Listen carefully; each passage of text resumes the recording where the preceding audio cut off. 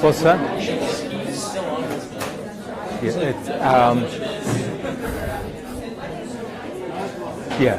I'm pretty sure it is. Okay, I'll get started. Wanted to begin with the usual reminder that Test 2 is now on Thursday. So Test 2 has the same format as Test 1. So it's the 20% of true false and the 80% of fully worked out problems.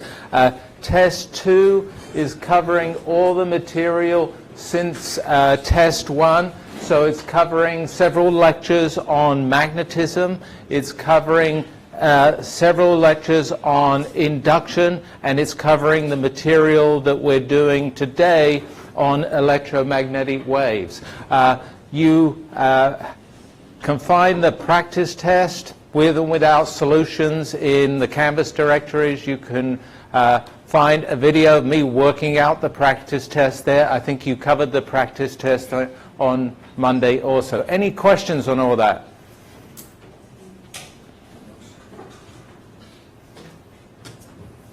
Okay, then I'll begin with class.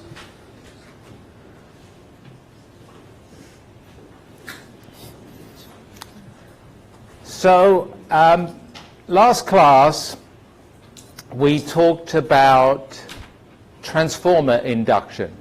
Last class we discovered that one circuit could talk wirelessly to a nearby or neighboring circuit.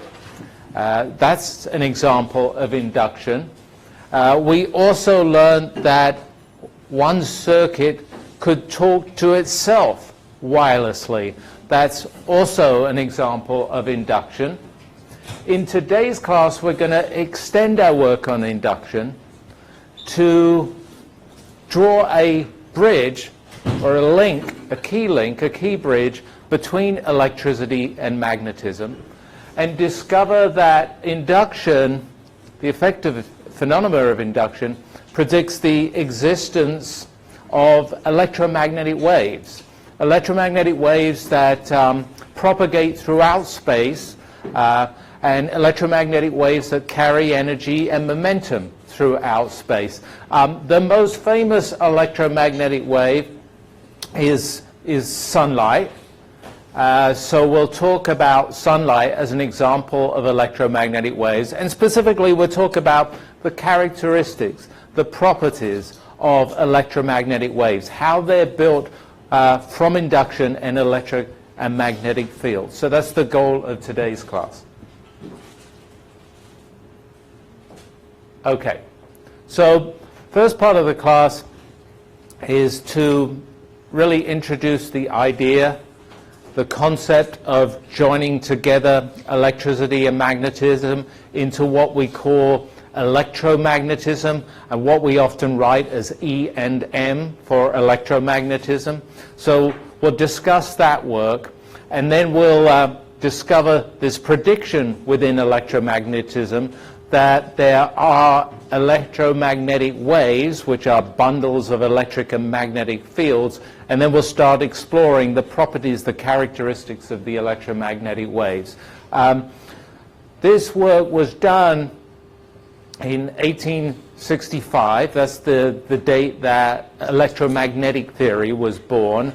It was done by a Scotsman, James Clerk Maxwell. So I should say a few words about him. His greatest achievement is really this joining together of electricity and magnetism that were, at that time, two separate interactions, two separate forces.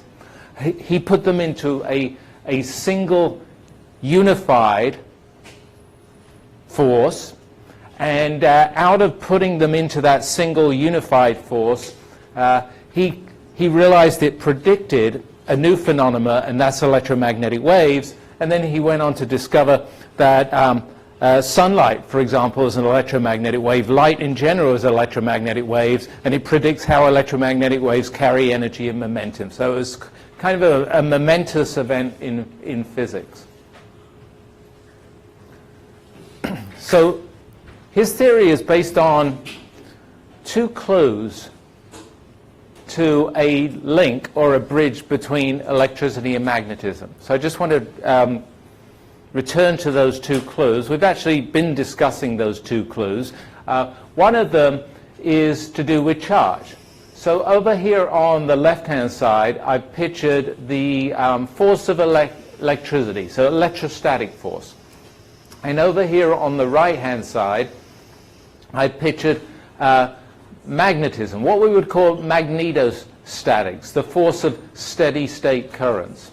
In both cases, right, these are forces that are carried by fields, electric fields or magnetic fields, so that's the similarity.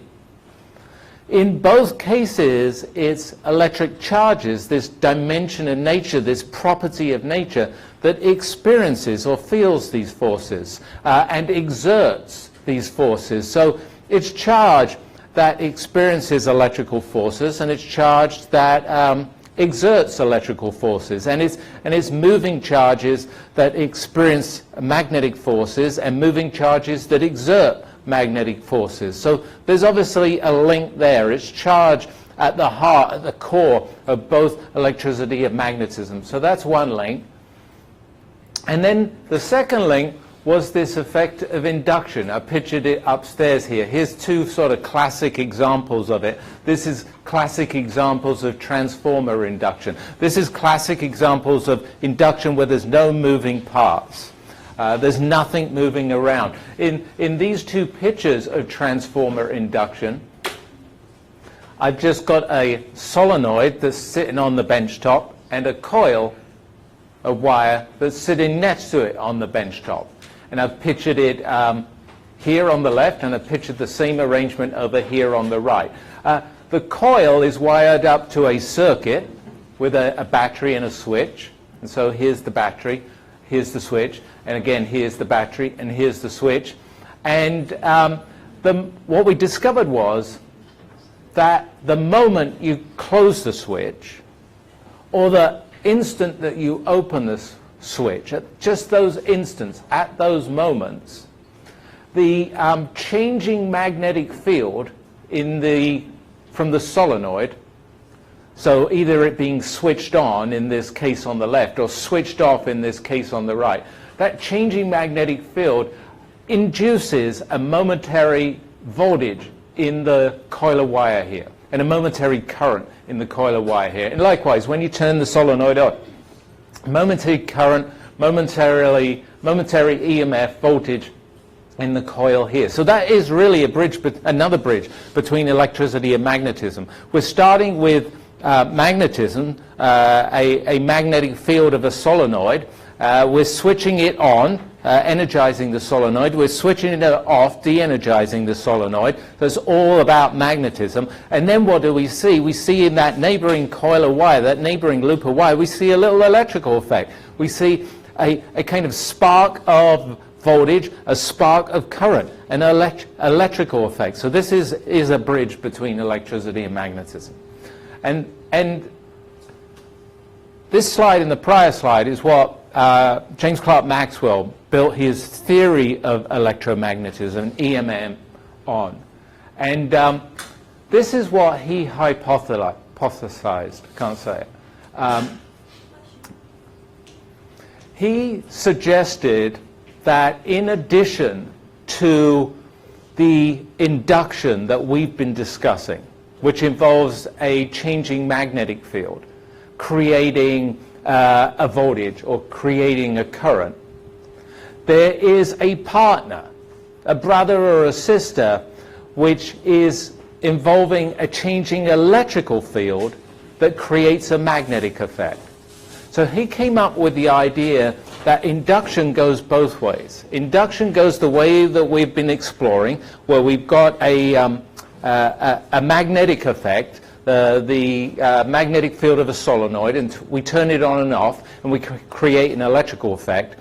But he suggested, hypothesized, that there's another effect where you've got an electrical effect, maybe you've got an arrangement of charges, you change that, you move the charges around, and you induce a magnetic effect. Specifically, this was his extended picture of induction. He divided induction into two categories of induction. I called it over here on the left magnetic induction. I called it over here on the right electric induction. Magnetic induction just means that you started with a magnetic effect, the magnetic field of a solenoid. Electric induction means you started with an electrical effect. Maybe you started with a capacitor that's charged up. So that's what the magnetic induction and the electric induction means. And then in Maxwell's induction, what he hypothesized is that, well, we know that if we switch on and off the solenoid, we're going to create an electrical effect. And he suggested that it was actually at the heart of that was you were creating an electrical field that made the induced EMFs and made the induced currents. And a partner to that was that if you had started with an electrical effect, like charged up capacitor, and you energized the capacitor or de-energized the capacitor, you would create a magnetic effect. You would create a magnetic field around the capacitor. So here's two sketches of this sort of new and extended induction. Over here on the left-hand side, what Maxwell indicated or suggested was that when you change a magnetic field, so this is the magnetic source of the effect, you create an electrical effect, which is actually an electrical field. And so this electrical field here, this loop of electrical field is being created by a changing magnetic field.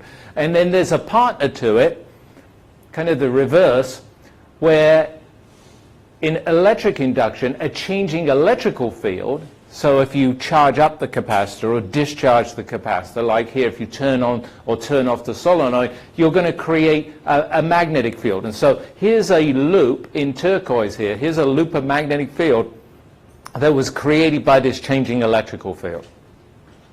So one's an old phenomenon that's been observed in the lab. One's a new prediction that hadn't been observed in the lab. But he'd extended induction. He did extended induction as a bridge between the worlds of electricity and magnetism. He was really joining electricity and magnetism. If charges are just frozen in place, they don't move.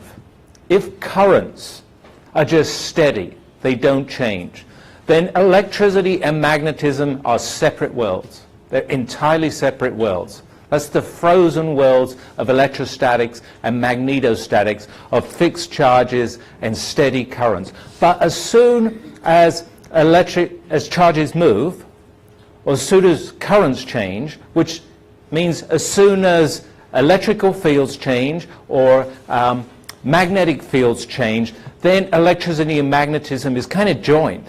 Whenever you move a charge, whenever you turn on and off a current, you're going to change an electrical field, you're going to change a magnetic field, and that changing electrical field or that changing magnetic field will create the other type of field, will create a magnetic field itself or an electric field itself. So suddenly we join together these two worlds when we have when we have change going on.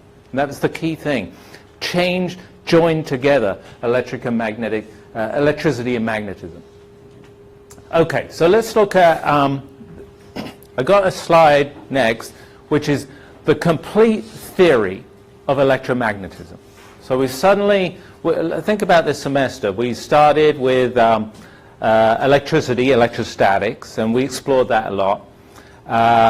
We then went on to magnetism, and we explored that quite a bit. And then we started talking about induction. And now I'm describing how induction is this fantastic bridge, this amazing bridge between electricity and magnetism when change is happening, and leads to a complete theory of electromagnetism. So the next slide is the complete theory of electromagnetism. It's a picture book, really, because we're not going to go into all the maths of it. We're going to look at how it works visually. We're going to look at the predictions of it, electromagnetic waves. But this is the complete theory of electromagnetism on one slide. And what this complete theory of electromagnetism describes are is the ways that you can make electric and magnetic fields. That's the first thing that's on this slide. So there's 4 pictures here, 2 upstairs, 2 downstairs. Those are, in electromagnetic theory, they're the 4 ways you can make either electric or magnetic fields. So one of them, this is the top left, that's a very familiar way of making an electrical field. We spent 9 lectures on it. That was the electrical field of a charge. And so this word up here is electrostatics. This one on the top right is also familiar to us. We spent 3 or 4 lectures on it. This is that a magnetic field can be manufactured by a moving charge. And so I pictured that too. So those were 2 ways of making electric and magnetic fields, and this is electrostatics and magnetostatics. But now we've got these 2 additional ways of making electric and magnetic fields.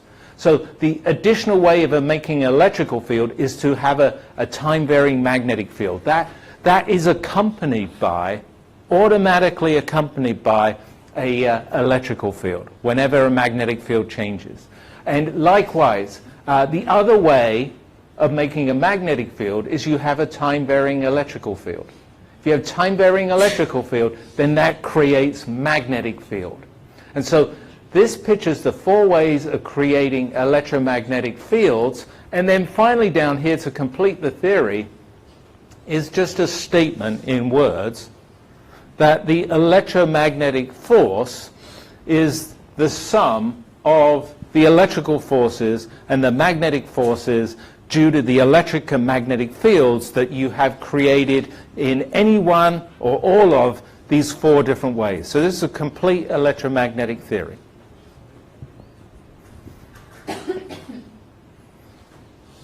It had a remarkable prediction. It had this amazing prediction that electromagnetic theory says that there's a wave of electromagnetism.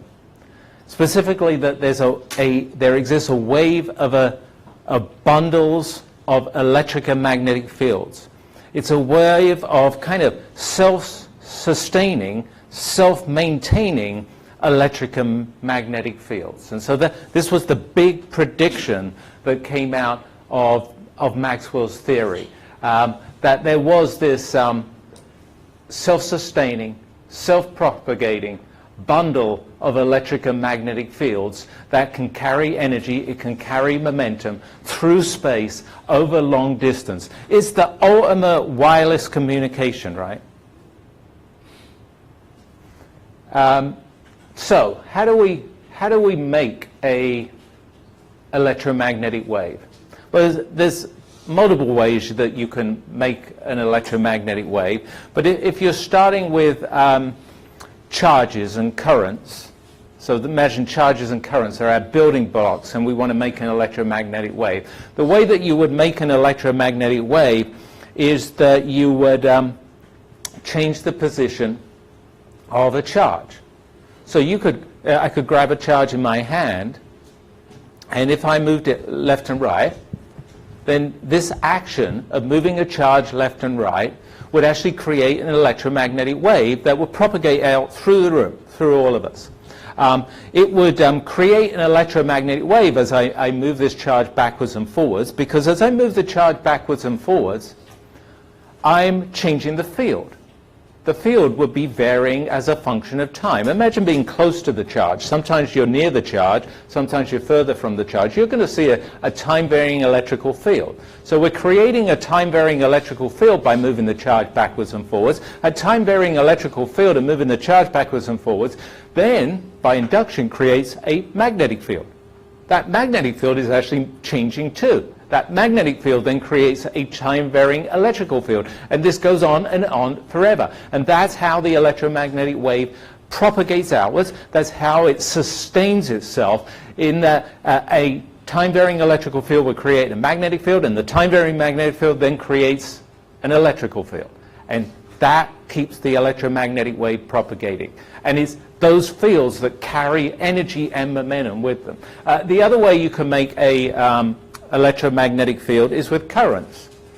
So if I had a wire and I passed the current through it, supposing I pass the current, to the left, and then I passed it to the right, to the left and to the right, an AC current. If I did that, if I passed the current to the left, then to the right, then left, then right, backwards and forwards, that's a time-varying current. A time-varying current would create a surrounding time-varying magnetic field. That time-varying magnetic field then causes an induction. It induces an electrical field, which itself is time-varying, which makes a magnetic field, which is itself time-varying. That propagates out. That bundle of electromagnetic waves propagates out, carries energy, carries momentum through space. And so that's how you make electromagnetic wave. The first person to actually do this, okay? So Max, in 1865, Maxwell came up with this theory. So it's a real landmark. But it was just a theory, right, that electricity and magnetism were joined. The first person to actually create in the lab, in a laboratory, electromagnetic waves and study these electromagnetic waves was a physicist called Heinrich Hertz. Hertz, you might know as a units of frequency. So he's memorialized as electromagnetic waves have a characteristic frequency. His name goes with, is the units of that frequency. Anyway, he was the first person to demonstrate the generation of electromagnetic waves in the lab, exactly the way I suggested you could do it. If you take a charge and move it backwards and forwards, or you take a current and move it and flow it to and fro, that creates an electromagnetic wave. That's what he did. And then he also wirelessly detected that electromagnetic wave somewhere across the room. By that electromagnetic wave, the electric and magnetic fields in that electromagnetic wave, specifically the electric field in that electromagnetic wave, it would create an induced voltage, create an induced current in a circuit. It lit a lamp. So he lit a lamp. So I'm Heinrich Hertz. I'm down here. I've set up my generator of electromagnetic waves, and over there, right at the back of the room, somebody's got a light bulb, and I'm able to light that light bulb wirelessly by generating electromagnetic waves and have them flow across the room and light that light bulb through induction, through the induced voltage, the induced current. So that was an amazing lab experiment. I want to demonstrate it. Okay, so we actually have his original setup here, basically. I mean, not really, but it's old enough to be his setup. This is a device. Here, you can see an antenna over here on the left, and you see an antenna over here on the right, and there's a funny arrangement here where these are vacuum tubes, but in this little circuit here, there's a capacitor, and there's an inductor, things that we talked about. And it's a circuit that creates an oscillation of electric charges and creates an oscillation of electric currents. And that's what he built. He built a oscillating electrical circuit. And this particular one oscillates at 88 megahertz. So the current goes to the left and right along the antenna 88 million times a second. Charges build up on the left and right of the antenna 88 million times a second. So to create the secret of electromagnetic waves, is you've got to have, well, the secret of them is induction. You've got to have a rate of change of electric and magnetic fields. You want a large rate of change of electric and magnetic fields. So you want to oscillate the currents, you want to oscillate the charges very fast. So we've got 88 megahertz here. And so when I switch it on, these electromagnetic waves, I mean, obviously you won't see them, but they're going to be bathing all of you. you're all in the light of these 88 megahertz electromagnetic waves. What I've got here, again, this is from Hertz's lab, basically. This is how I'm going to see the electromagnetic waves. So this is just a strip of copper conductor with a bunch of light bulbs on it. And in this strip of copper, I'm going to induce a voltage. I'm going to induce a current by putting the strip of copper in the electromagnetic wave of the generator here. And that's how I'm going to wirelessly communicate through an electromagnetic wave, a bundle of electric and magnetic fields between the generator and the receiver. Okay, so I'll turn the lights off. No, that's not.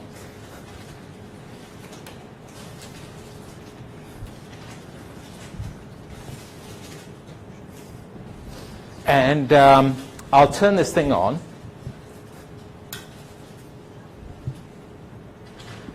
And I'm going to show you, so, you know, there's nothing touching here. This would have to be wireless communication. And so I'm going to bring this up. I wonder if I could go around the other side.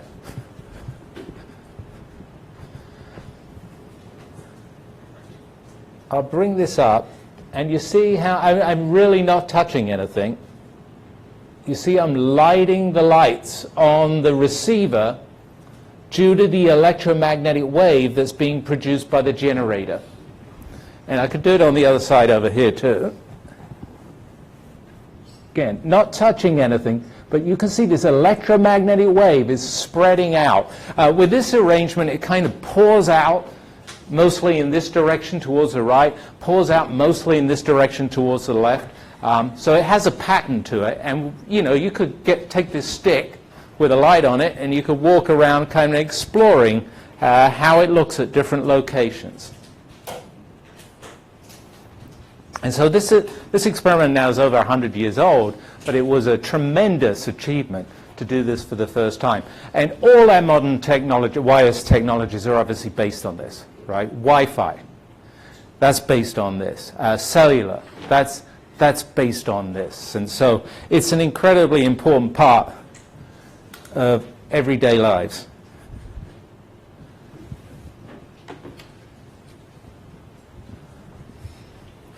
This is just, I won't go into this picture in too much detail. This is a picture of what I was describing.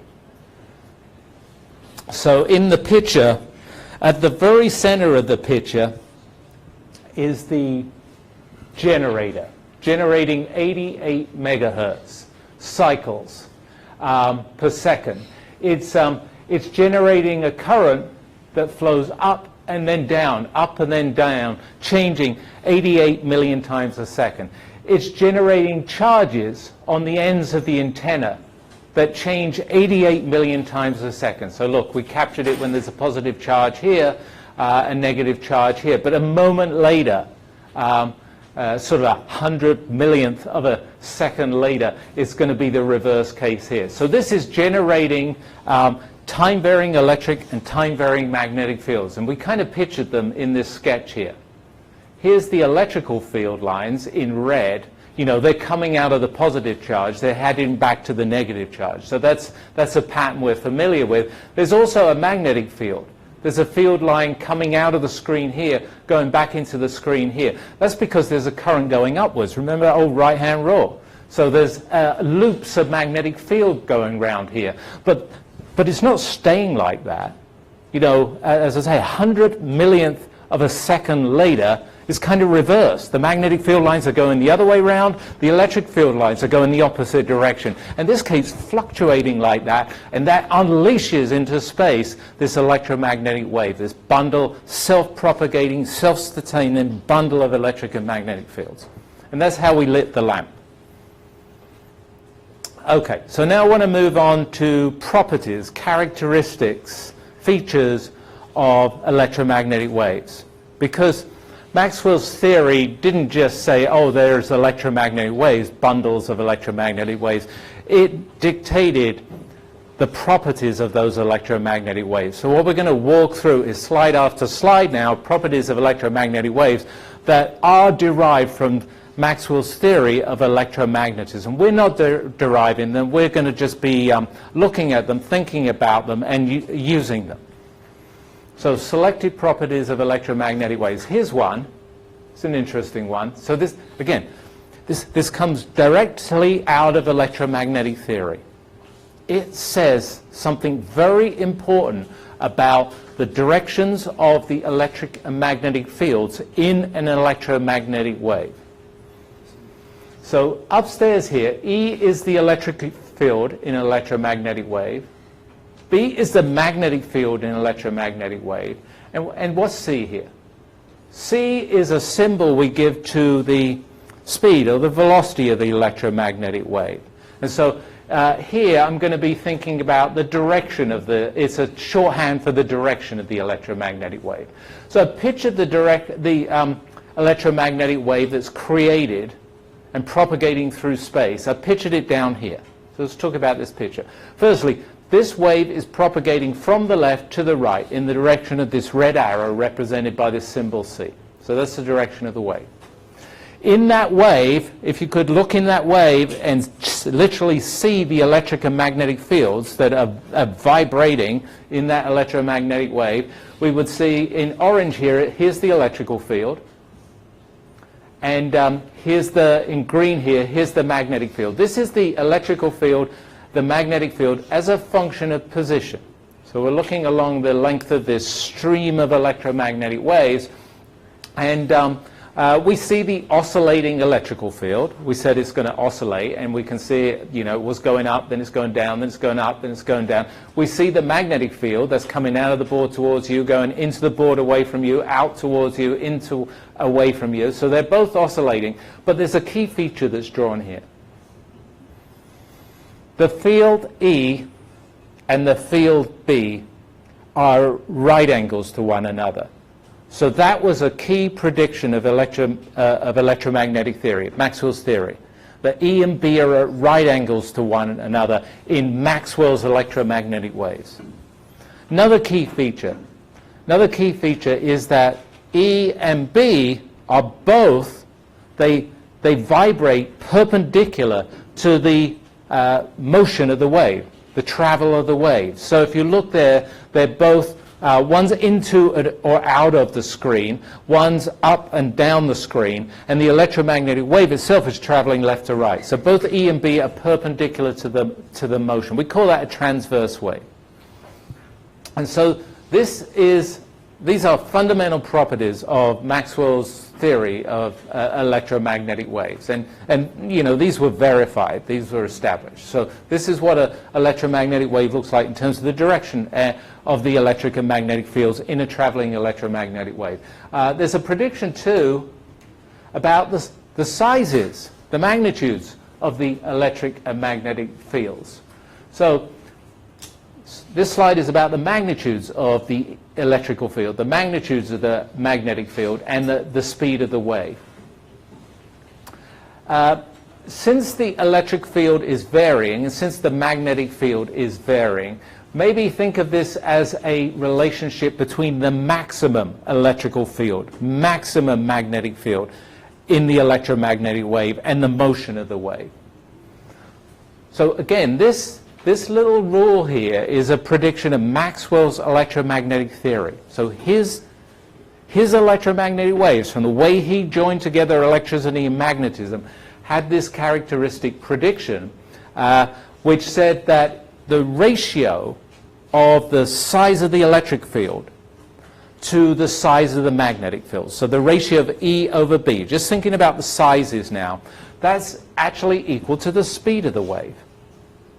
And so this is a key feature of electromagnetic waves, and it emerges from his theory. So that's the second important property. What about the speed? This must have been the most amazing moment for James Clerk Maxwell. I would have loved to be a fly on the wall for this one. So imagine, let's imagine we're all physicists and we come up with a theory.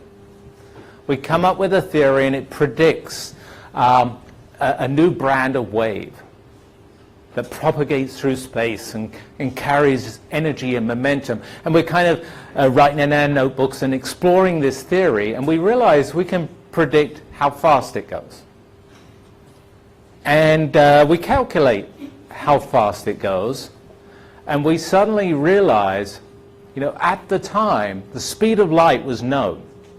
The speed of light was known to be 3 times 10 to the 8 meters per second. And when Maxwell calculated the speed of his electromagnetic waves, he got 3 times 10 to the 8 meters per second. This is a most amazing moment. Can you imagine that? You've suddenly realized that you've explained light, because light travels at this speed. And so this was a huge event. And his equation for the speed of electromagnetic waves, including light, is this little equation here. It's a very nice, cute equation, I think. It comes out of his theory, right? Comes out of all this electric and magnetic induction theory and how he's joined together electricity and magnetism into electromagnetism. But the actual equation for the speed is just, it's 1. It's one of my favorite equations, actually. It's 1 divided by the square root of the product of 2 constants. One is the constant we've talked about a lot. It's associated with electricity. It's the electric permittivity of free space. Kind of determines the size of electric forces. And the other one is mu naught. We've also talked about that quite a bit. That's the constant associated with magnetism. It characterizes how strong or weak magnetism is. And so if you take the product of those 2 numbers, one from electricity, one from magnetism, this is a real proof that the things are joined together.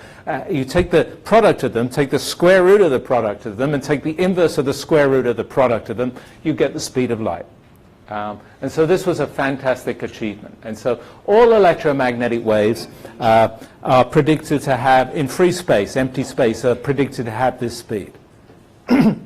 Whether it's visible light or it's Hertz's 88 megahertz electromagnetic waves, they all are predicted to have, in free space, a speed of 3 times 10 to the 8 meters per second.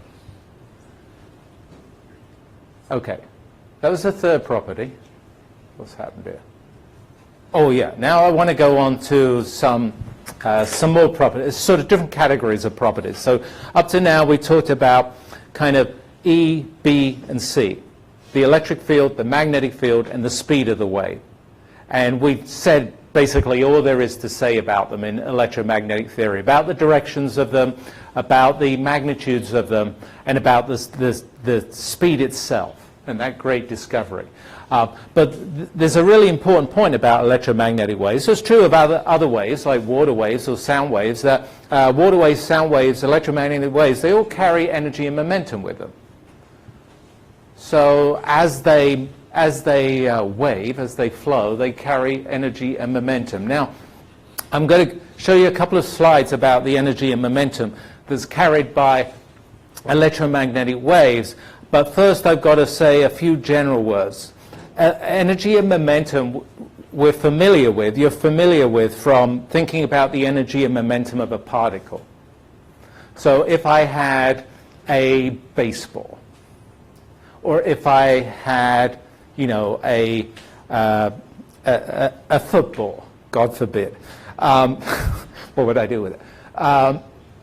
If I threw the baseball or the football, then that baseball, that football would carry some energy associated with its motion. It would carry some momentum associated with its motion. That's a very familiar thing from physics 211, that particles, objects, bodies like footballs, baseballs, basketballs carry energy and momentum with them. And we think about the energy of the basketball, the energy of the momentum of the basketball. For waves, like sound waves, water waves, electromagnetic waves, they also carry energy and momentum. But we can't think so much about, the wave is not just a little packet, a corpuscle, that we could say, oh, that wave, that little packet of electromagnetic wave, or that packet of sound wave, or that packet of water wave carries, this number of joules of energy and this number of this amount of momentum. Rather, we think about, and I kind of described it on this slide here, when we talk about the energy and momentum that's carried by an electromagnetic wave. So here's our electromagnetic wave again. It's traveling from left to right. It's this bundle of electric and magnetic fields that are oscillating as it moves from left to right. It's carrying with it, in the electric and magnetic fields, energy and momentum. The way that we talk about the energy and momentum is the flow of the energy and momentum through a surface. So in blue here, this is some surface that some portion of that electromagnetic wave is flowing through. And imagine as it flows through, imagine water flowing through a surface, or past the surface, or sound waves flowing through a surface. This electromagnetic wave, as it flows through this surface, it's going to carry some joules of energy with it, it's going to carry some momentum with it, and it's using that surface, we kind of characterize the amount of energy, the amount of momentum that's carried by the electromagnetic wave. So it's kind of like an energy per square meter. It's a momentum per square meter that we'll talk about for electromagnetic waves and other waves too, because we can't think about a individual sort of basketball wave or a individual baseball of wave. We have to think about the wave being continuous and smooth and passing through a surface. Okay, so then on this slide and the next slide, I got some statements relating to energy and momentum in electromagnetic wave. This one's for energy and the next one's for momentum. When we talk about the energy in electromagnetic wave, we talk about a quantity called intensity. So that reflects the energy that's carried by the wave. We give it the symbol I. The average rate, and specifically what we're going to talk about is the average rate of power. So that's energy per second per square meter in an electromagnetic wave. So intensity is this average rate of joules per second per square meter in an electromagnetic wave. Now look, if you've ever lay in the sun, which we were all doing yesterday, then if you ever lay in the sun, you know that sunlight carries energy. Okay, you can literally feel that energy that's warming you up. So the sun's sunlight warms you up because it's carrying energy. So we know sunlight carries energy. We know electromagnetic waves carries energy. All I'm doing in this slide is I'm going to characterize how much energy it carries in terms of this quantity intensity. That, as I say, is related to the flow of energy, is the joules of energy per second per square meter. These two equations down here represent the equations for the intensity. So here's the intensity on the left, and here in this equation, this is the intensity written in terms of the electrical field, the maximum electrical field. So it's related to the stronger the electrical field, the greater the intensity. The weaker the electrical field, the less the intensity. Likewise, you can write the intensity in terms of the magnetic field. That's the second equation here. The intensity also equals this function of the maximum magnetic field. So again, the greater the magnetic field, the greater the intensity. The less the magnetic field, the less the intensity.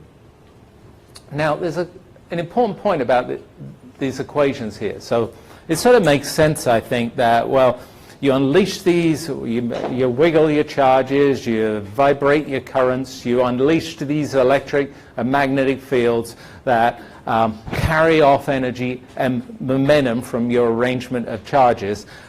It makes sense that the energy carried would grow as the electrical field grows, or the energy carried would grow as the magnetic field grows. But what these equations tell us specifically is that the energy carried by electromagnetic wave goes as a square of the electrical field.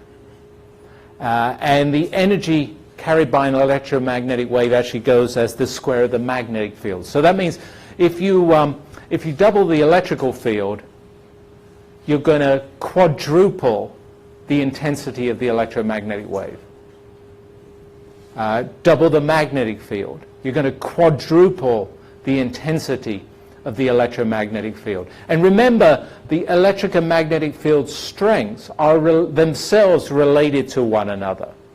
The ratio of E to B, we said, was C. So if you double the electrical field, you must be doubling the magnetic field, or vice versa. If you double the magnetic field, you must be doubling the electrical field. So doubling the fields quadruples the energy that's carried by the electromagnetic waves. That's actually not just, I'll just mention this, not just a feature of electromagnetic waves. So sound waves, you know, are vibrations in air. Ocean waves are vibrations in the ocean, in the water. If you double the size of water waves, you double the size of sound waves, you also actually quadruple the energy that's being carried by those waves, the sound waves or the water waves. So this feature that the energy that's carried, the intensity of the wave, depends on the square of the thing that's waving. This thing that's waving here is electric fields, magnetic fields. This is a feature of waves in general.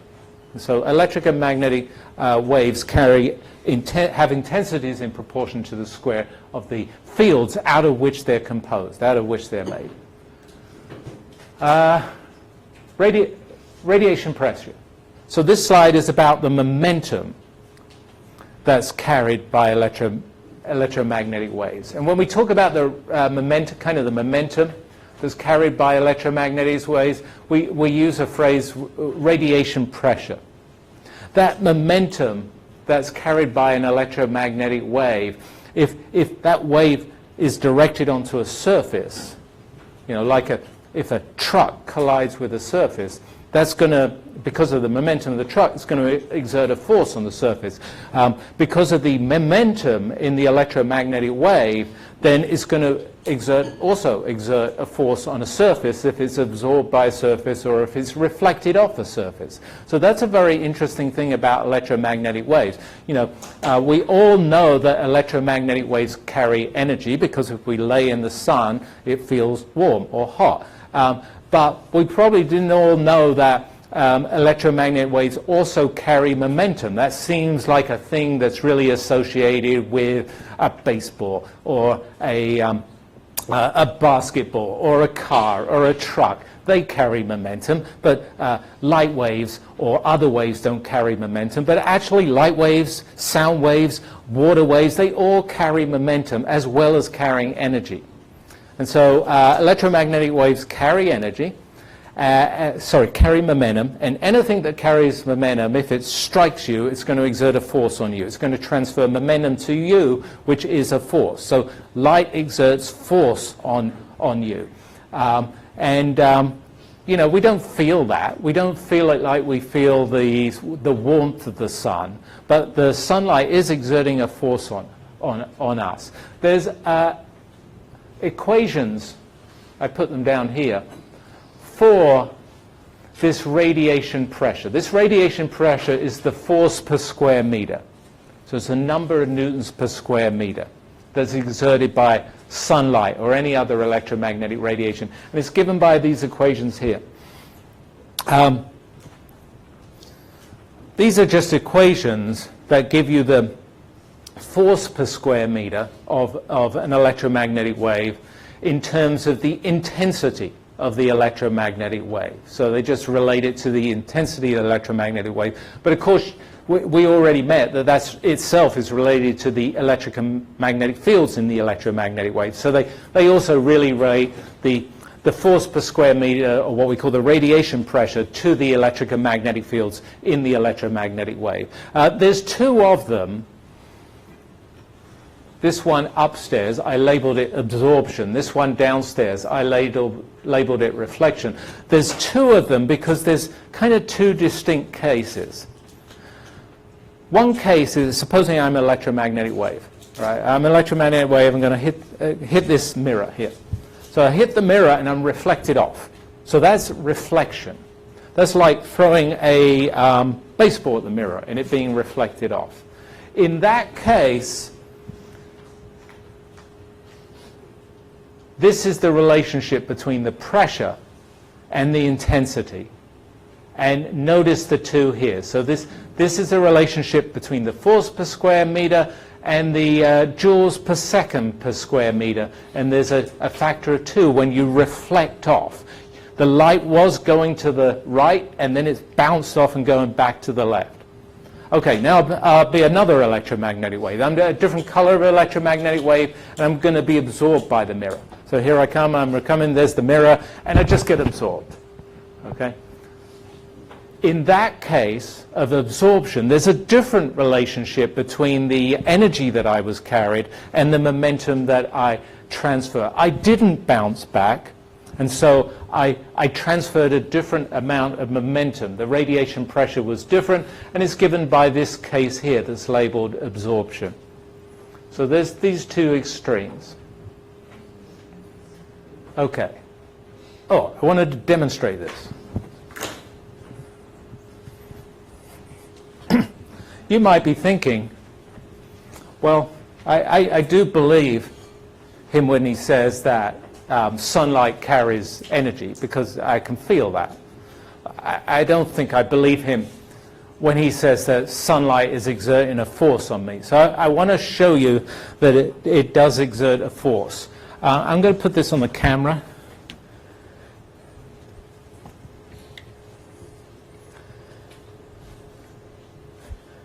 If I can. Why's the camera pointed down there? Let's look. Oh, that's the wrong camera.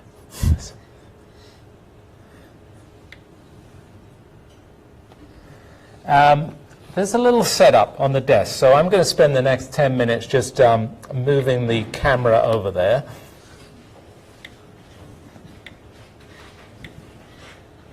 Which I'm failing to move it at all.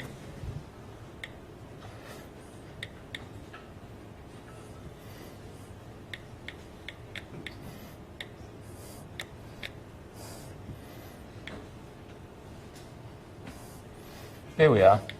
Oh, wrong way. There's something about looking behind you to know which direction to press it in. Okay, so I've got a lamp. That's all I've got. So this is, we now know, we've got a new idea of what a lamp is.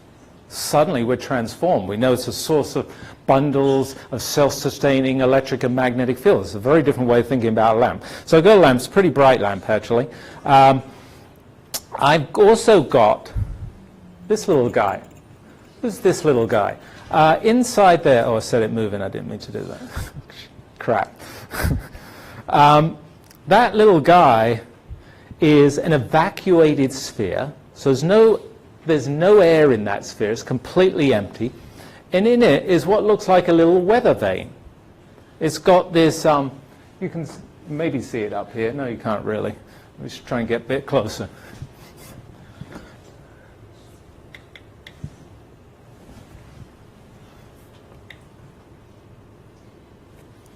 You can maybe see now that there's 4 veins. There's 2 white ones over here and 2 black ones over here. And it's on this little axis, right, vertical axis here, so it can rotate around. It's just sitting there happily right now. Now what I'm going to do is shine some light on it. And if we shine some light on it, we now understand not only going to transfer some energy to it, and I'm going to warm it up. That's nice. It's going to be warmed up in the sunlight. Also, I'm going to exert a force on it. I'm going to transfer some momentum to it. And that force will create a torque, and it's going to magically turn this thing. So this is really the force of light that we're looking at. And so I'll switch this guy on. And you can see it up here, it starts to rotate, or maybe you can see it down here. And here we are turning around a force of light. Now this experiment was first done it's just a little over 100 years ago. It was done by a Russian scientist. It was the first demonstration that because not only did you maybe not believe me that light carries a force with it, knowing that it carried an energy with it, but it was a real question. And they figured out 100 years ago in such an experiment, you could measure the force exerted by light. And this is rotating because of the light. If I turn this off, then it'll slowly come to a rest. And it's come to a rest now.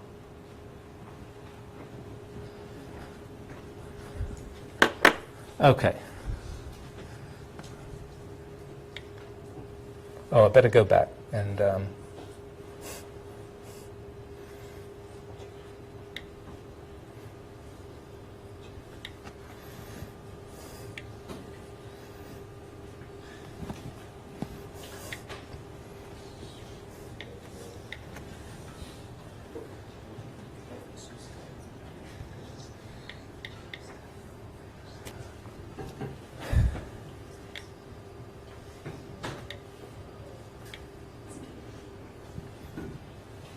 here we are. Last property that I want to talk about. So we've gone through the characteristics of the electric and magnetic fields and the motion of the light. We've gone through the important fact that light carries energy and momentum like other waves, like sound waves, water waves. I finally want to talk about the frequencies and the wavelengths of the electromagnetic waves. And then we're going to turn to some illustrations and some examples. So I've already mentioned that, the electrical field is oscillating in space. So if you were to look at it along this spatial dimension, you would see that it's going, vertically upwards over here on the left, and it goes vertically downwards a few centimeters later, vertically upwards a few more centimeters later. Also, if you looked at it as a function of time, right? At this moment, the electrical field at this location is going up. A moment later, it would be going down. So it oscillates in time, up and down. And the same thing for the magnetic field. It oscillates in space, and it oscillates in time. Wavelength and frequency of the electromagnetic wave characterize how fast or slow it oscillates in space. It oscillates in time. How fast or slow its electric and magnetic fields oscillate in space and time.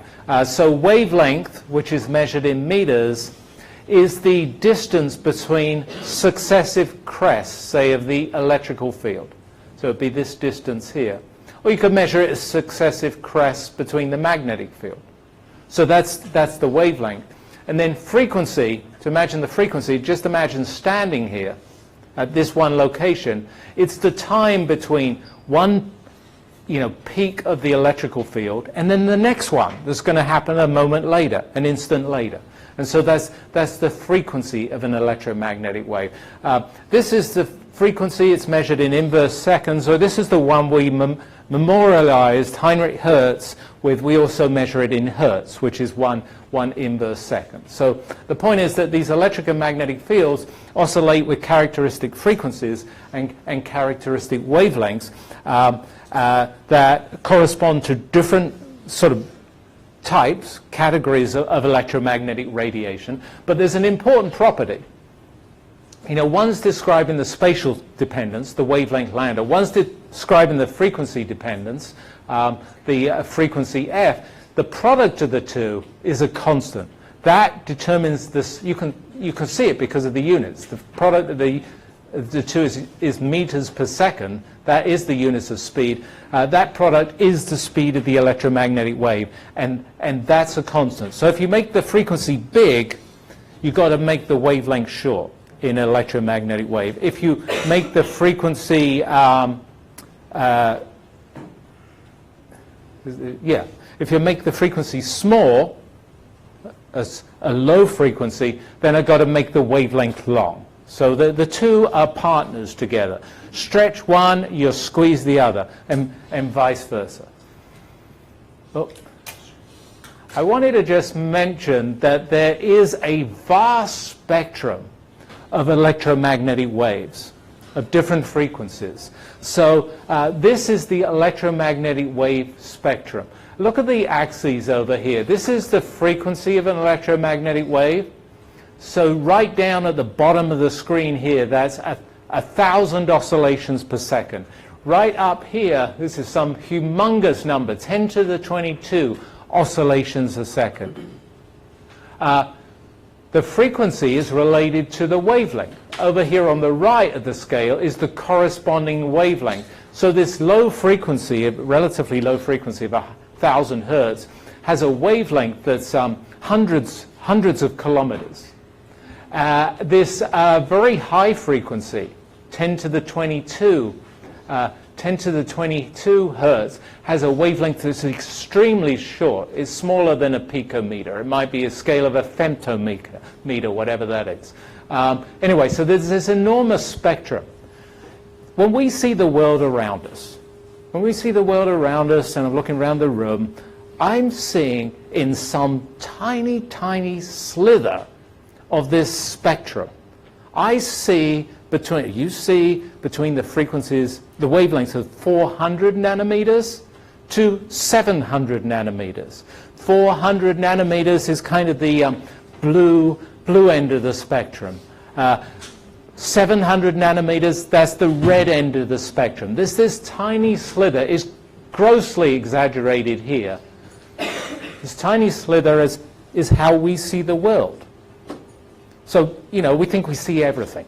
I mean, okay, I think I see everything. I tell my wife that all the time. I see everything. The fact is, she tells me, you don't see anything, essentially. There's a huge spectrum of electromagnetic waves that are way outside of our reach. We don't see them. We don't see infrared with our eyes. We don't see ultraviolet. But we don't see all the stuff beyond ultraviolet or below infrared. We just see this tiny, tiny, thin sliver. And that's how we interpret the world around us. Anyway, this whole thing is called Maxwell's rainbow. It's his spectrum of electromagnetic waves. At shorter wavelengths than visible light is ultraviolet. That's how we get our sunburn or suntan. There's infrared below. Sit round the campfire and you can feel the infrared. You can't see it, but you can feel it. Way below that is the microwave and the old-fashioned TV and radio. Much shorter than ultraviolet is now we're in the hospital with X-rays and gamma rays. So, there's a whole spectrum here. And different parts of the spectrum, different dimensions of the spectrum are used it for us. We've used them in different ways. Okay, quiz.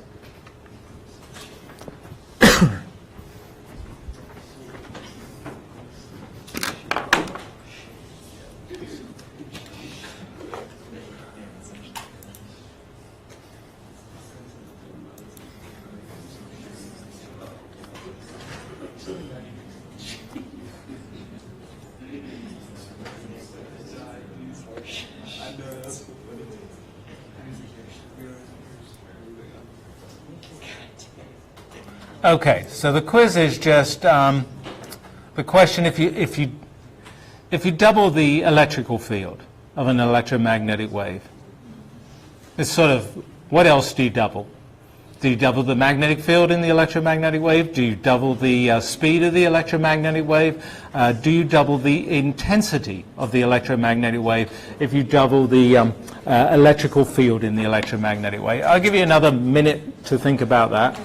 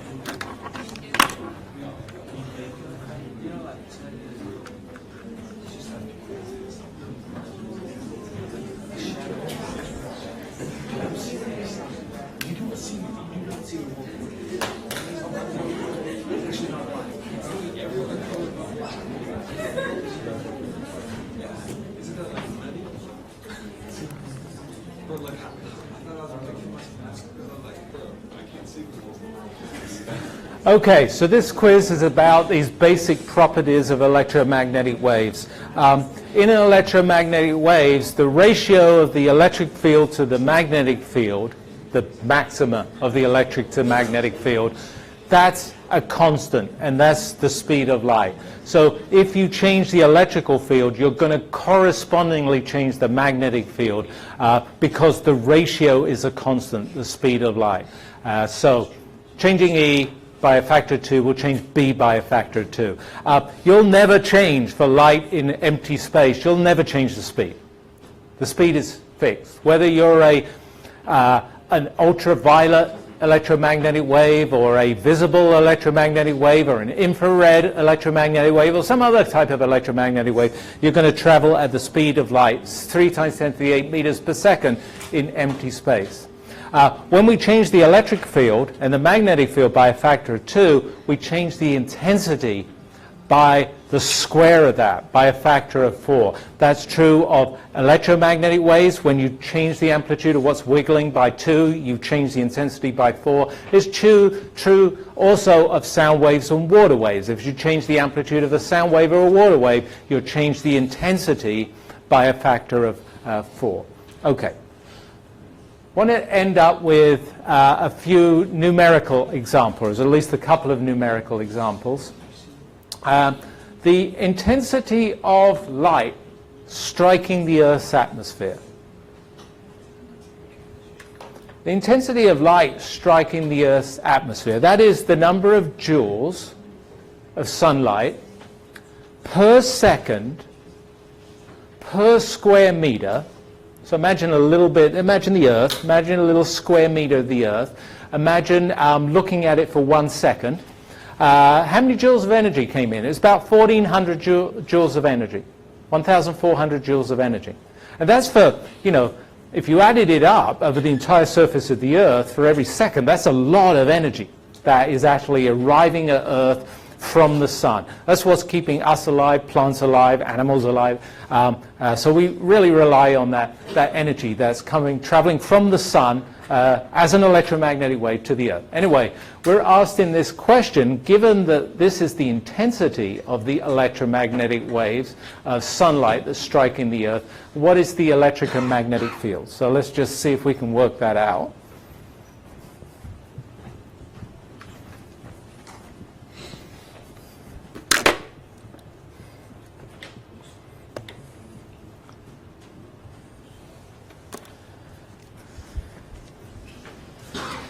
Okay, so to work out the intensity,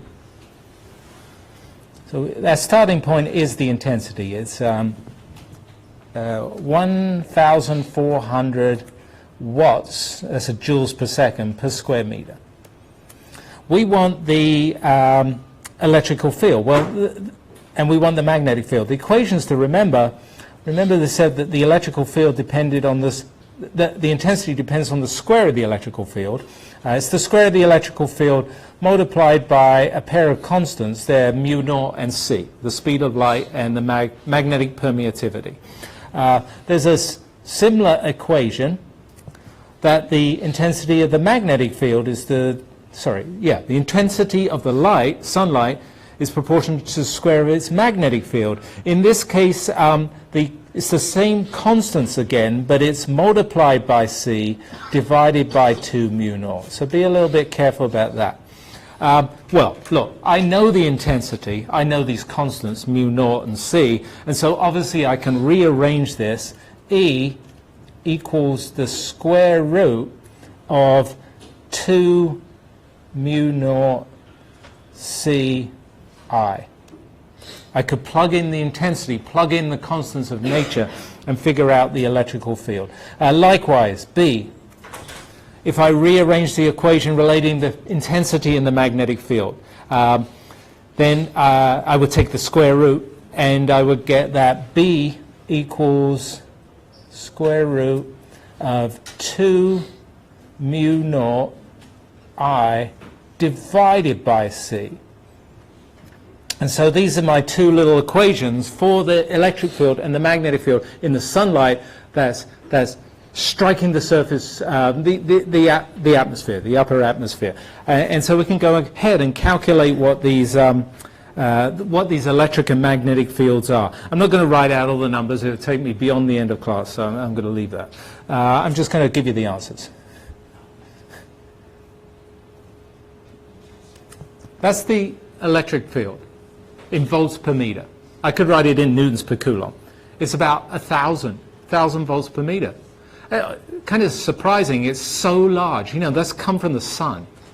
It's come from the sun, which is, you know, 100 million miles away, or whatever it is. It's a distance away that it took light 8 minutes to get to us. But still, the electrical field is 1,000 volts per meter. The magnetic field is a very small number. You can see how it comes about, because in the case of the electrical field, inside the square root we multiply by c. In the case of the magnetic field, inside the square root we divide by c. So these two numbers are different by a factor of c, and that's just the fact that E divided by B is equal to c, and it comes out to be 3.4 times 10 to the minus 6 Teslas. Okay.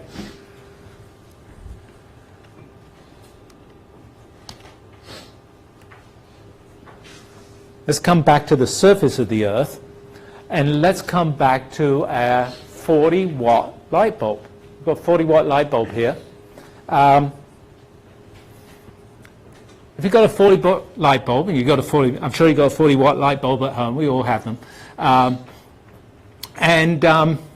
If you stand 1 meter from the 40-watt light bulb, what is the electrical field in the electromagnetic wave of the 40-watt light bulb? So we're going to figure out from the power of the light bulb, we're actually going to figure out the electromagnetic field at one distance from the light bulb. We're going to figure the electric field. We could also do the magnetic field, but I'll just do one of the two.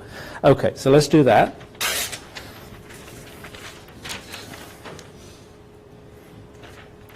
So I started going on this with this little sketch here. It looks rather illegible, but here's the light bulb. Here's the light bulb at the center of my little sketch.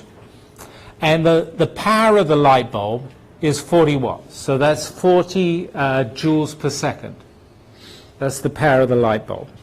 And I'm imagining that I'm 1 meter from the light bulb. I want to know the electric field. I could also figure out the magnetic field. I wanted to help me. I'm going to imagine a sphere. A sphere, and this is an imaginary sphere, that's centered on the light bulb, and that has a radius of 1 meter. And I'm going to use that to help me. So the first thing I'm actually going to do is, I know the power. That's the joules per second that is being radiated by the light bulb.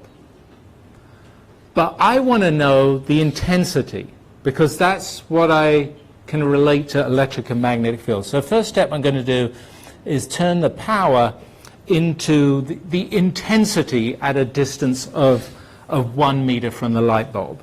Then once I've done that, I can figure out from the intensity, the way we did it last time actually. Oh crap. Let's come back.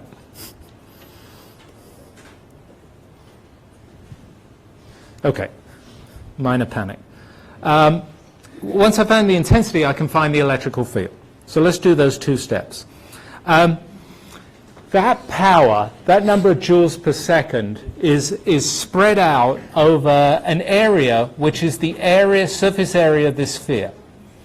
So the intensity and the power are related in that the intensity is the power divided by the area of the 1 meter square, 1 meter radius sphere.